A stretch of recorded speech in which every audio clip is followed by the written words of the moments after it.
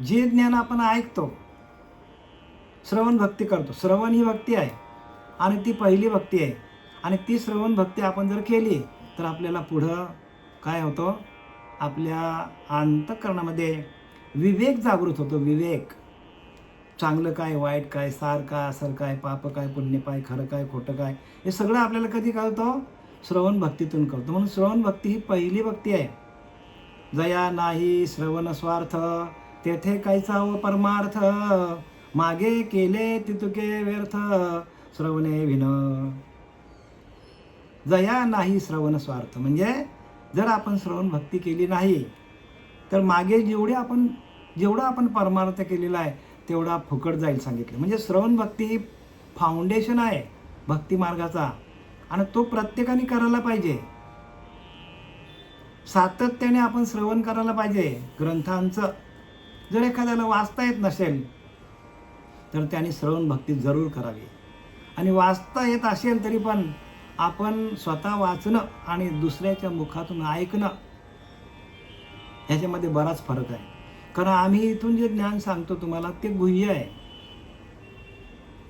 ते पुस्तकामध्ये म्हणजे ग्रंथामध्ये लिहिलेलं आहे, पण ते कळण्यासाठी आपल्याला प्रत्येक सिद्ध पुरुष पाहिजे. कारण सिद्ध पुरुषाला आत्मसाक्षात्कार झालेला असतो. आत्मानुभवे चोखलेल्या वाटा, त्याच्या माथा जटा असो किंवा नसो, तुकोबारा सांगतात. आत्मानुभवे चोखलेल्या वाटा, जर तुम्हाला तुमच्याच आत्म्याचा अनुभव आला तर वाटा सगळ्यात चोख होतात. वाटा म्हणजे आंतरीच्या आतमध्ये असलेल्या वाटा, बरं का, बाहेरच्या नाही. बाहेरच्या पंढरीला जा, गाणगापूरला जा, अजून कुठल्या तीर्थाला जा, काशीला जा, मथुरेला जा, ह्या वाटाने सांगितल्या. वाटा म्हणजे आतल्या, आतमध्ये आपल्या अंतःकरणामध्ये वाटा आहेत आणि त्या वाटा बंद करून टाकलेल्या आहेत. कोणी? काम, क्रोध, लोभ, मद, मत्सर, दंभ, संशय, चिंता, रजगुण, तमगुण, सत्वगुण, इच्छा, आकांक्षा, कामना, भावना, असूया आणि अहंकार यांनी वाटा काय केल्यात? बंद करून टाकल्यात. आपल्या प्रत्येक माणसाला अभिमान आहे, प्रत्येक माणसाकडे विषय आहेत, प्रत्येक माणसाकडे त्रिगुण आहेत. आणि त्रिगुण काय आहेत? आपल्याला बाधा करणारे आहेत. आणि म्हणून आपल्याला स्वतःला कळलं पाहिजे की आपण श्रवण किती केलं आहे. शास्त्राचं श्रवण करा. शास्त्र हेच आपल्यासाठी. आपण महाराष्ट्रामध्ये जन्माला आलो आहे, संतांच्या भूमीमध्ये आपल्याला जन्म मिळालेला आहे आणि तो पण संतांच्या नंतर मिळालेला आहे. ज्ञानोबाराया, तुकोबाराया, नाथ महाराज, समर्थ रामदास, निलोबाराया, नामदेवराया, जनाबाई, म्हणजे यांच्या नंतर आपल्याला जन्म मिळालेला आहे. म्हणजे त्यांनी सगळं लिहून ठेवलेलं आहे. त्यांचे अनुभव त्यांनी शास्त्रात लिहिलेले आहेत. अगदी तस्संच्या तस्सा अनुभव आपल्याला यायला पाहिजे. म्हणून आत्मानुभवे चोखलेल्या वाटा, आत्म्याचा अनुभव आला तर आपले सर्व प्रश्न सुटतील. कारण अनुभव आपल्या आतमध्ये आहेत. जनाबाईच्या आतमध्ये अनुभव होता म्हणून त्यांनी काय केलं? ओव्या लिहिल्या. मुक्ताबाईच्या आतमध्ये अनुभव होता म्हणून त्यांनी काय केलं? अनेक अभंग लिहिले. तुकारामाच्या आतमध्ये अभंग आले आणि स्वतः त्यांचा अंतरात्मा एवढा शुद्ध झाला की त्या आलेल्या शुद्धतेतून प्रत्येक शब्द ब्रह्म त्यांच्यातून बाहेर पडला. शब्द ब्रह्म बाहेर पडला. शब्द हा ब्रह्म आहे, बरं का. श्रवण भक्ती काय करायची? कारण तुमच्या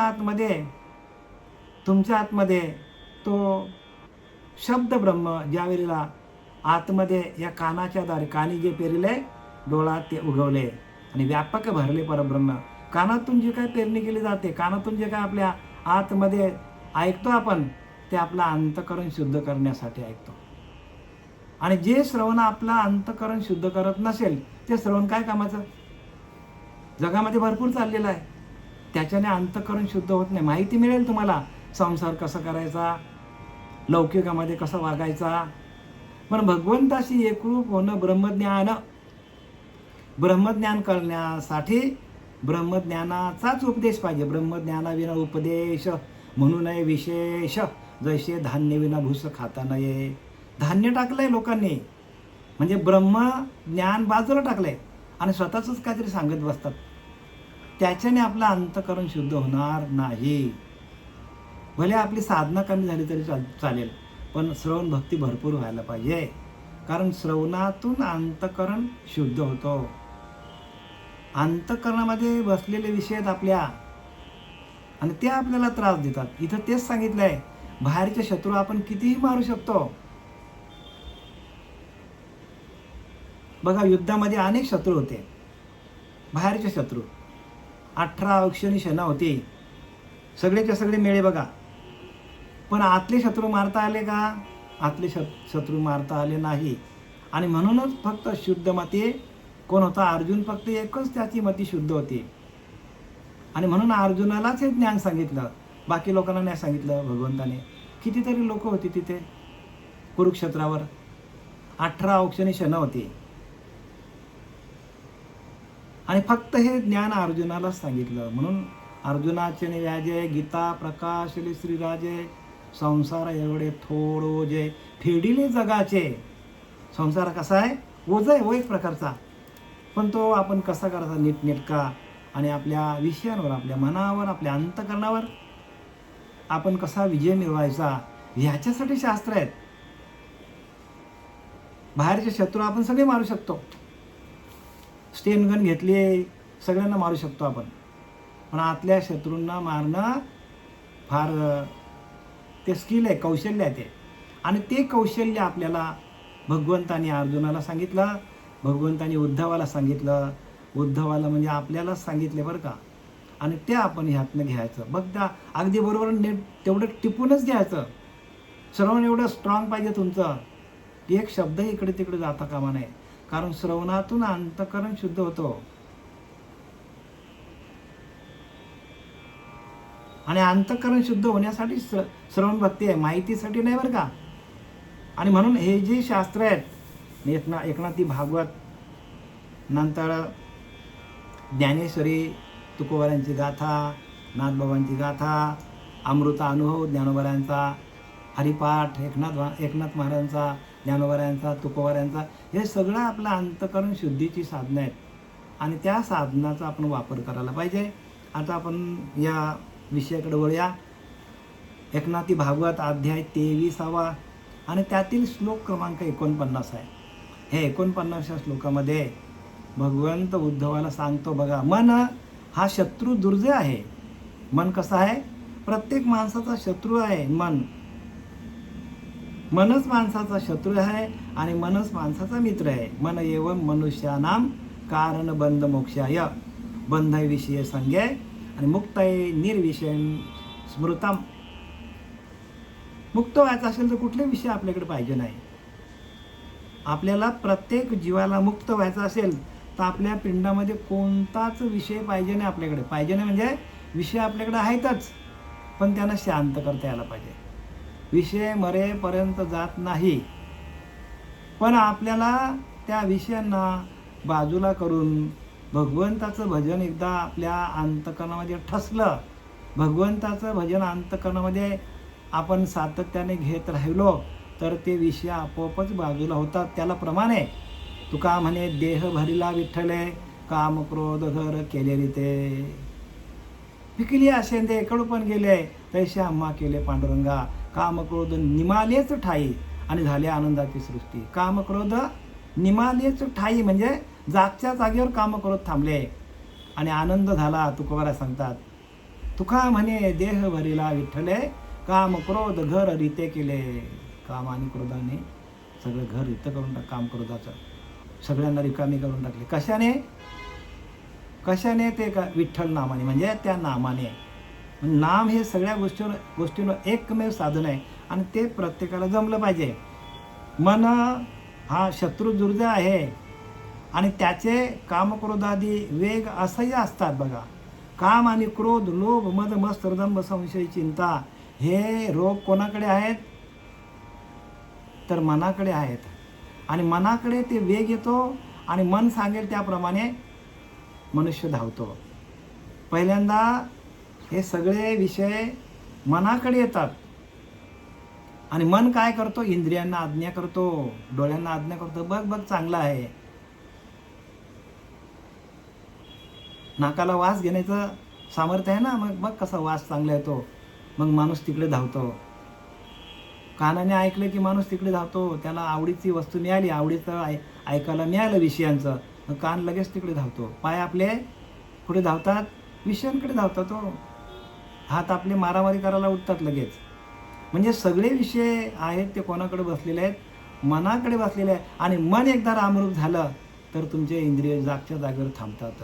मन हे राम झाले, मन हे राम झाले, जैसे प्रवृत्ती ग्रासून निवृत्ती पदाशी आले. निवृत्त होतो माणूस.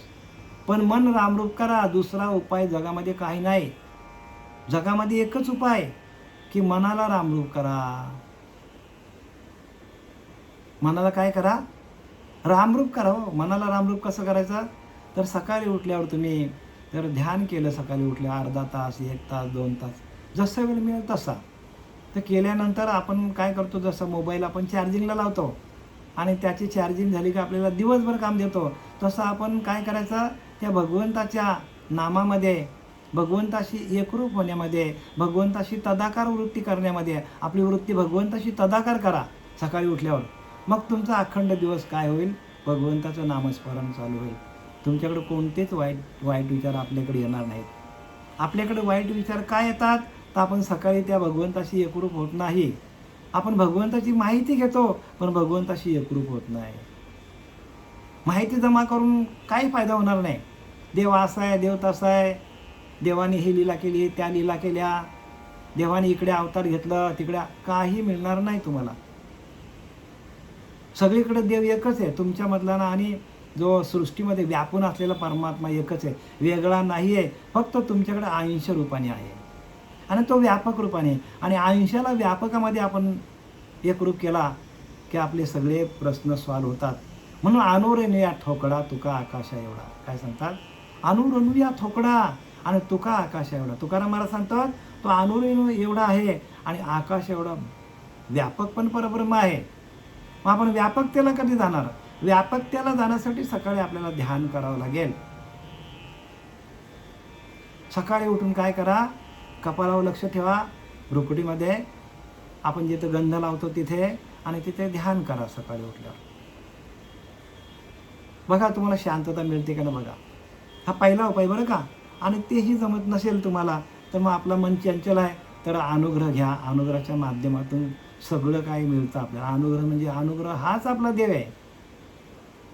नाम हाच आपला देव आहे. आणि तो तुमच्या हातात आला, हरे आला हाता, मग काय भाई चिंता. आपल्याला बरंच काय बोलता येईल. आणि त्या काम क्रोध वेग असह्य असतात बघा. मनाला ते काम क्रोध काय करतात? खेचून नेतात हो. काम आला की चाललं, आले मनाने गेले दुकान हो, अशी परिस्थिती आहे. आणि म्हणून मनाला काय करायला पाहिजे? मनालाच आपल्याला, मनावरतीच आपल्याला मनोजय, मनावरतीच विजय मिळवायचा आपल्याला.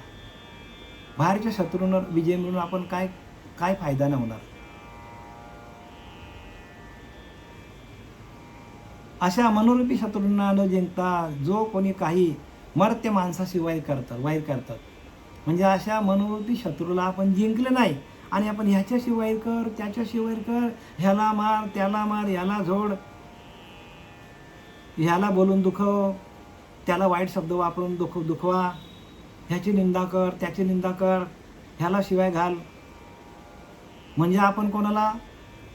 समोरच्या वैऱ्यांना आपण काय करतो? समोरच्या वैऱ्यांना आपण काय करतो? शिव्या देतो. त्यांना आयुष्यात तुम्हाला जिंकता येणार नाही. कारण त्यांच्या कर्माप्रमाणे त्यांच्या प्रारब्धाप्रमाणे त्यांचे कर्म होतात. आपण त्यांना नाही थांबवू शकत. एखाद्याच्या प्रारब्धामध्ये तसं लिहिलं असेल तर त्यांचं प्रारब्ध बदलण्याचा आपल्याला अधिकार नाही आहे. आणि फक्त ते प्रारब्ध बदलण्याचा अधिकार फक्त सद्गुरूंना आहे. म्हणून सद्गुरू कृपा कळे त्याशी जो शोधेल आपणाशी. बघा, आपण आपल्याला शोधणं, पुढे कळे अनुभवाशी आपोआप वस्तू कळतं आपल्याला. वस्तू म्हणजे आत्मा. वस्तू म्हणजे काय? अंतरीचा अंतरात्मा. सद्गुरू कृपा कळे त्याशी. सद्गुरू कृपा त्यालाच कळतो जो आपल्या आतमध्ये आपल्याला शोधेल. आपल्या दिवसभरामध्ये आपल्याला आपण आज काय केलं, कोणाला वाईट बोललो, कोणाचं वाईट चिंतन केलं, कोणाला शिव्या घातल्या, कोणाला मारलं, कोणाला वाईट बोललो, कोणाची निंदा केली, हे आपण आपलं बरं का.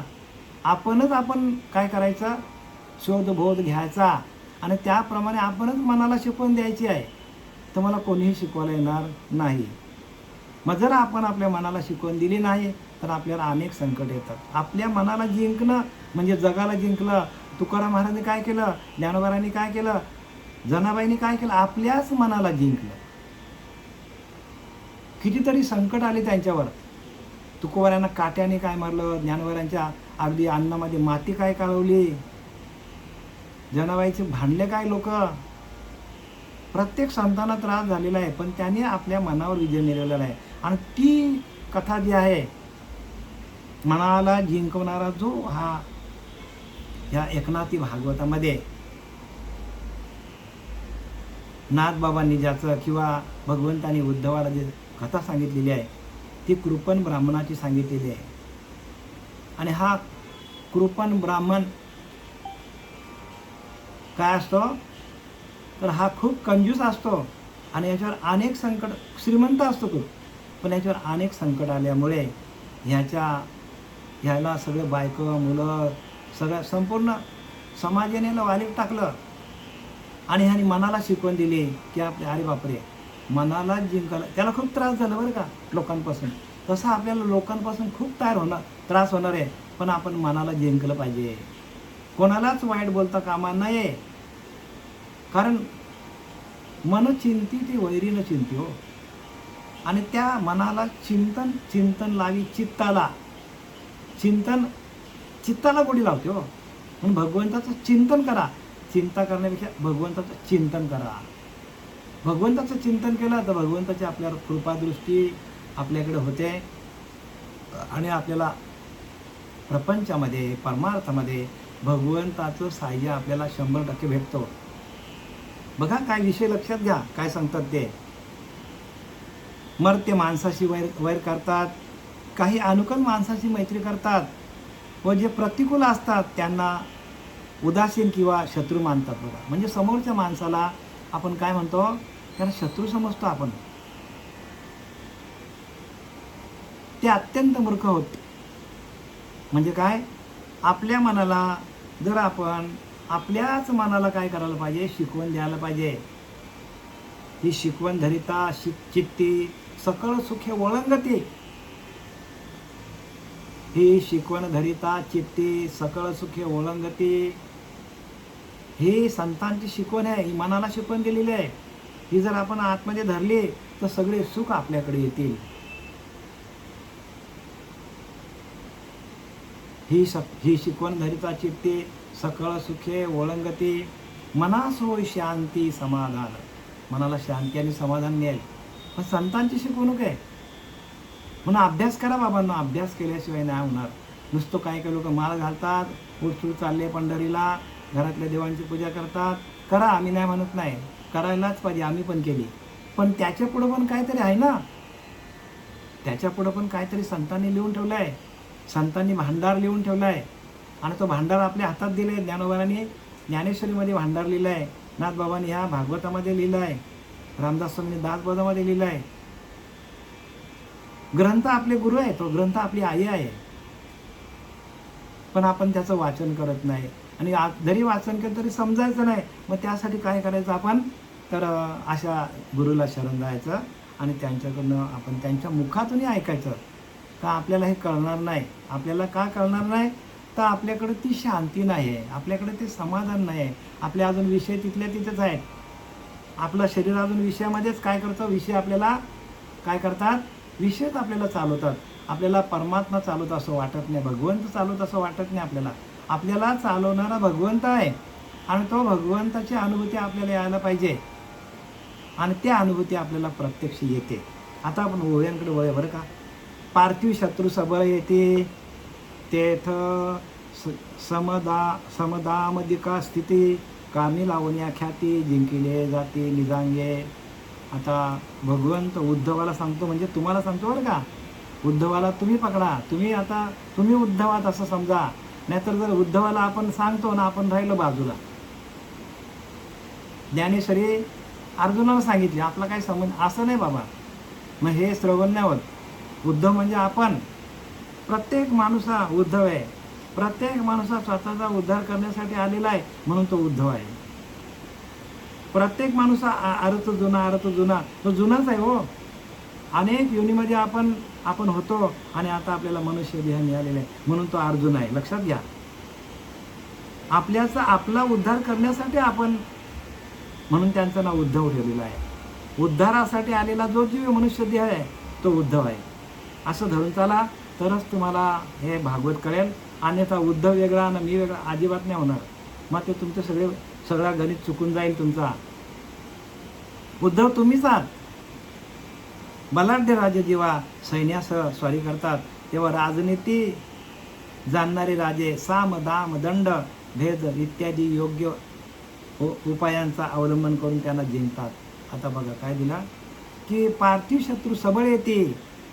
बलाढ्य मोठे मोठे राज्य असतात आणि त्यांच्यावर आक्रमण होतो आणि त्यावेळेला ते काय करतात, साम दाम दंड भेद इत्यादी योग्य उपाय करतात. ते म्हणजे शस्त्र वापरतात, अस्त्र वापरतात, नीतिमत्ता वापरतात, सगळ्या गोष्टी वापरतात युद्धामध्ये. हे युद्ध जिंकतात सगळ्या नीतिमत्ता वापरून. भगवंत सांगतो उद्धवाला की ह्या सगळ्या नीतिमत्ता जपून ते राजे काय करतात, युद्ध जिंकतात. शत्रूंना जिंकतात, बाहेरच्या शत्रूंना जिंकतात. सिकंदर बादशाहने संपूर्ण जग जिंकलं. जिंकायला काहीच नव्हतं. शेवटला त्यांनी मरताना सांगितलं, मी संपूर्ण जग जिंकलं, आता जिंकायला काहीच नाही. तर मी मेल्यानंतर माझ्या तिरडीचे हात आहेत ना, तिरडीवर मला झोपवाल तेव्हा माझे हात असे तिरडीच्या खाली सोडा. मी एवढं सगळं जग जिंकलं, पण मी काहीच घेऊन जात नाही बरोबर. तसं आपण काहीही घेऊन जाणार नाही. शत्रूंना मारलं काय, कोणाला मारलं काय, अजून काय कोणाला जरी काय केलं, आपण कितीही खाल्लं, कितीही काही पिल्लं, तरी पण आपण काही घेऊन जाणार नाही. कोण काय घेऊन जातो, इथला येतच राहतो. सांगा ना का कोण काय घेऊन जातो का? मग सिकंदर बादशाहने सांगितलं, दोन्ही हात मेल्यानंतर माझे दोन्ही हात खाली सोडा आणि लोकांना कळू द्या की सिकंदर बादशाहने अखंड जग जिंकलं, पण जाताना काही घेऊन गेलेलं नाही. तसं आपले शब्द आहेत. आपण सगळं जग जिंकला, सगळ्या शत्रूंना जिंकले, आपल्या नातेवाईकांना जिंकले, आपल्या जे कोणी असतील त्यांना जिंकलं, आपले भाऊ असतील, बहिणी असतील, सगळ्यांचे जे काय मॅटर असतील तुमचे, कोणाचे घरचे असतील काय, आपण त्यांना जरी जिंकायचा प्रयत्न केला तरी ते आपल्या जिंकण्यामध्ये येणार नाही. मग आपण काय करायला पाहिजे, संतांनी सांगितलं, संतांनी आपल्याला मनाला शिकवण दिली. आणि म्हणून दासबोधामध्ये समर्थ रामदासांनी 205 मनाला ब्रेक मारल्यात. 1-2 नाही बरं का, 205 ब्रेक. प्रत्येक श्लोक हा ब्रेक आहे. सांगितले, मनाजी घडी राघवावी न गेली, जनी आपुले ते तुवा हानी केली. बरोबर, भगवंताच्या नामाशिवाय जी घडी गेली तिथं आपली हानी आहे. आणि म्हणून त्या मनाला आपण इकडं तिकडं जाऊ न देता त्याला आपण त्या भगवंताच्या नामामध्ये अडकवा, त्याला गुंतवा नामामध्ये.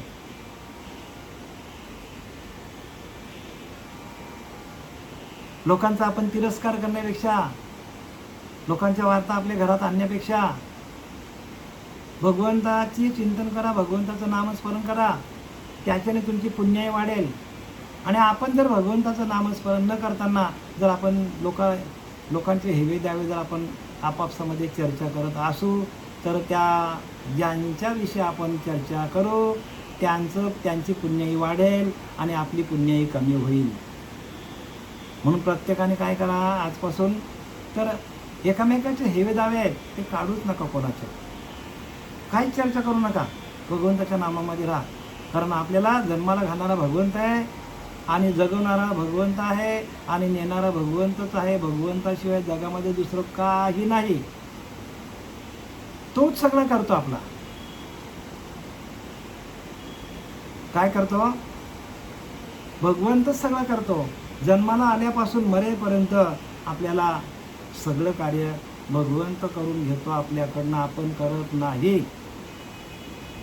खालेलं अन्न तो पचवतो आपला. सगळ्या गोष्टी बरं का भगवंत आपल्याला पुरवतो. आता पाऊस पडतो, त्याला काळजी आपली हो. आपण काय करतो? आपण काहीच करत नाही. तो व्यापक आहे. तो व्यापक परमात्मा काय करतो? सर्व जड जीवांचा उद्धार करतो. तुम्ही ऐकलं की नाही की पापी लोकांमध्ये पण तोच आहे, पुण्यवान लोकांमध्ये पण तोच आहे, मूर्खांमध्ये पण तोच आहे. कालचं आपण ऐकलं की नाही ज्ञानेश्वरी? अग्नी काष्टे काय, काष्टेची अग्नी होय, तैसे मरते मारते स्वरूप माझे. लिहिले की नाही? मरणारा पण मीच आहे, मारणारा पण मीच आहे, असा व्यापक भगवंत आहे. आणि त्या व्यापकतेला जाण्यासाठी ग्रंथ आहेत. साध्या भाषेत सांगतो तुम्हाला, समजून घ्या.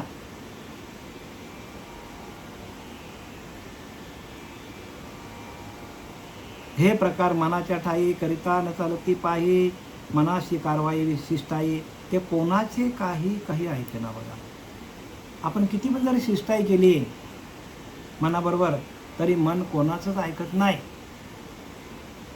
मन विषयांचंच ऐकतो, मन अहंकाराचंच ऐकतो, मन गुणांचंच ऐकतो.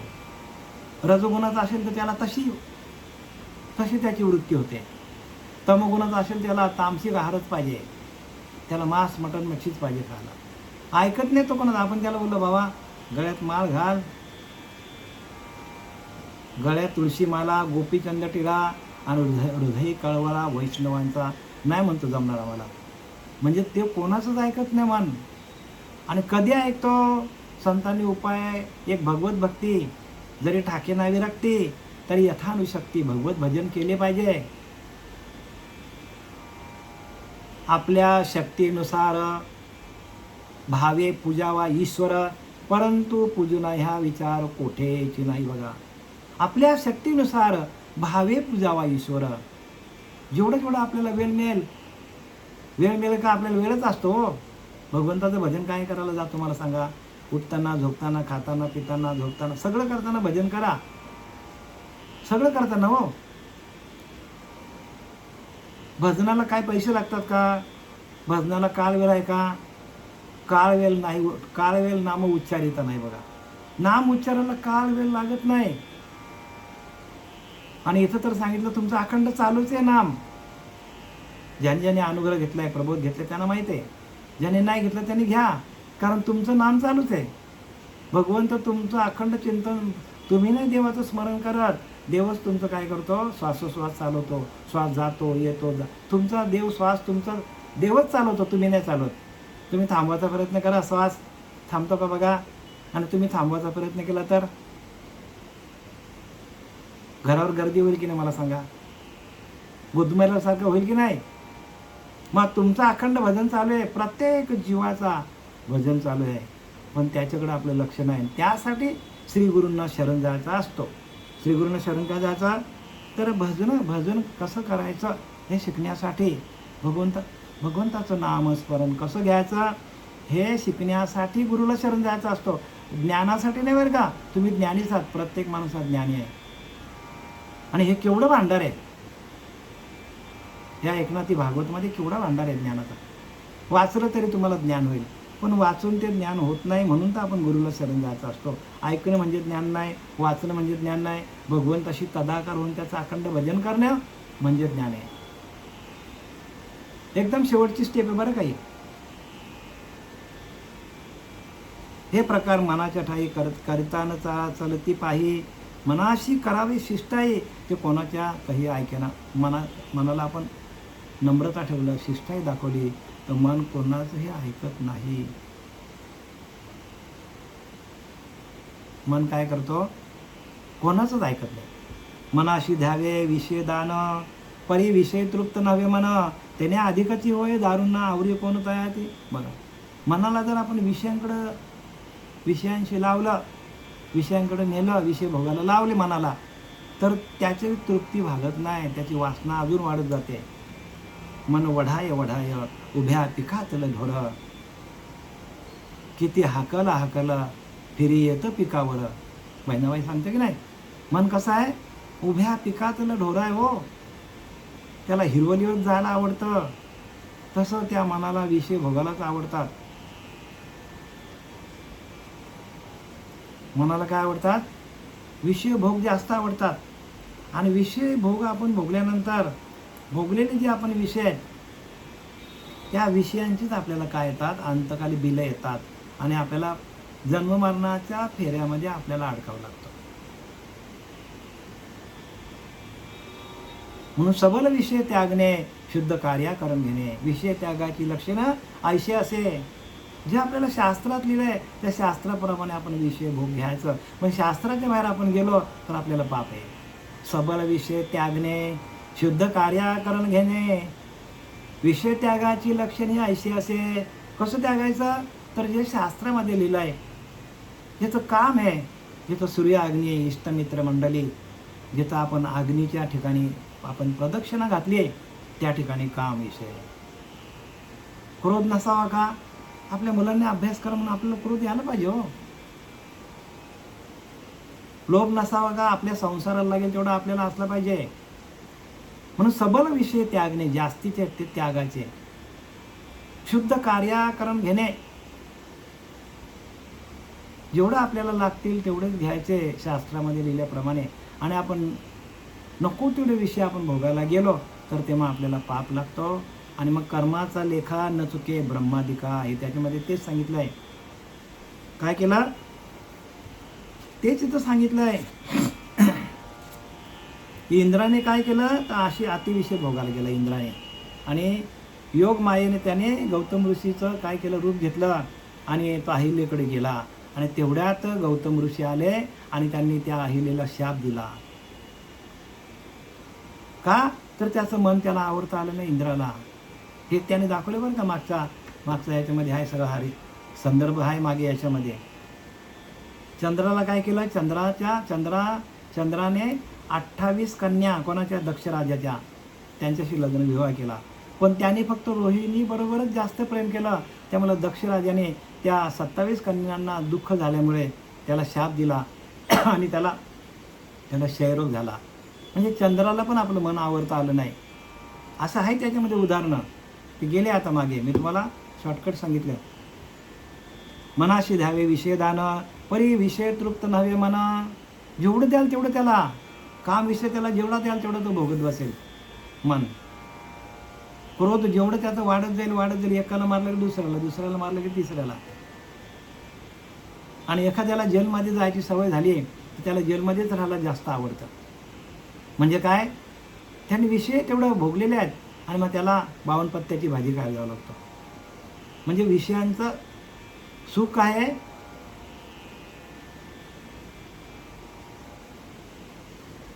विषयी सुख हे काही बोलण्याचं नव्हे हो. पण काही केल्या मूर्ख न सेविता न सरे. ज्ञानवारा सांगतात विषय सुख काही बोलण्याचं नाही, पण काही केल्या मूर्ख न सेविता न सरे. बघा, काही केलं तर तो विषय भोगांच्याच मागे जातो माणूस. आणि म्हणून ते कशावर ते विषय अवलंबून आहेत?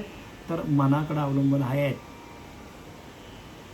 आणि मन लंपट आहे आणि मनाला विषय भोगच आवडतात. मनाला भगवंताचं भजन आवडत नाही. आणि म्हणून आपण शास्त्र वाचायला पाहिजे, ध्यान करायला पाहिजे, श्रीगुरूंना शरण जायला पाहिजे. मन हे गुरुकृपेची आंदणी दासी, ते सदा ठेविता सद्गुरु चरणाशी, ते सदा भीतसे श्रीगुरुशी, ते ठेविता सद्गुरु चरणाशी, देई साधकाशी संतोष. नाथ भागवत सांगता आपल्याला. मन हे गुरुकृपेच्या आंदणी दासी.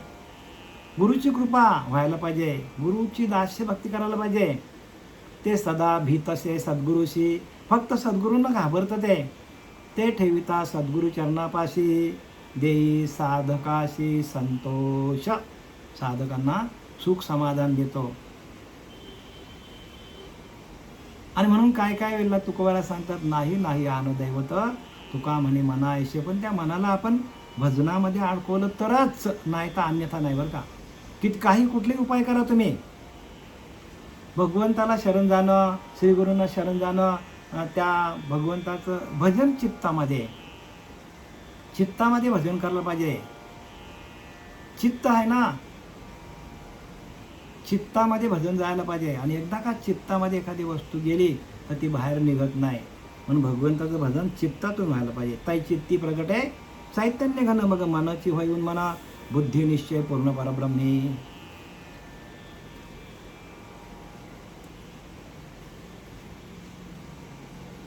मनाशी द्यावे विषयदान, परी विषय तृप्त नव्हे म्हणा, विषयामध्ये तृप्त राहत नाही म्हणा, त्याने अधिकच होईल दारुण. बघा अजूनच तो धावतो. काय करतो म्हण, आवरी कोण तयाशी, त्याला कोण आवरणार, कोणीच आवरू शकत नाही मनाला.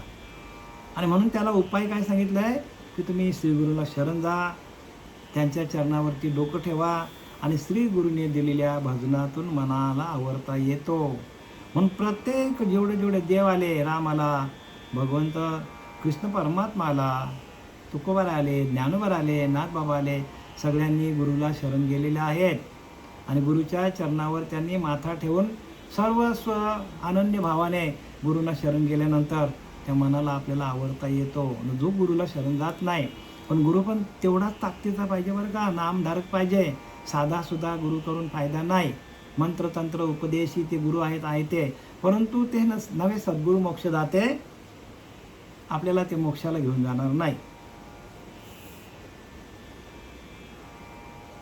न चले शमदमादी प्रकारू, तरी मनाशी करावा मारू, तेथ न चले हातीयरू, मारणी विचारू स्फुरेना. न चले शमदमादी प्रकार. बघा, मनाला आपल्याला थांबवता येत नाही, मनाला शांत करता येत नाही, त्याला इंद्रियानं दमन करता येत नाही मनाला.